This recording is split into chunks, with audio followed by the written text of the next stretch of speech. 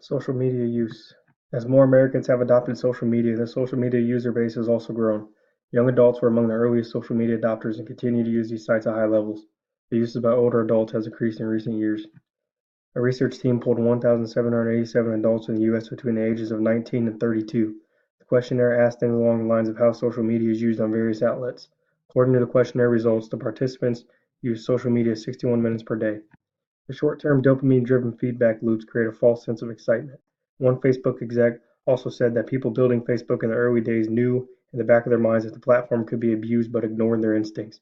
Top Facebook execs have a team that post on their page. The exposure to highly idealized representations of peers on social media elicits feelings of envy and distorted belief that others lead happier, more successful lives. People that engage in activities of little meaning on social media makes them feel like they are wasting time. Spending more time on social media increases the exposure to cyberbullying as well.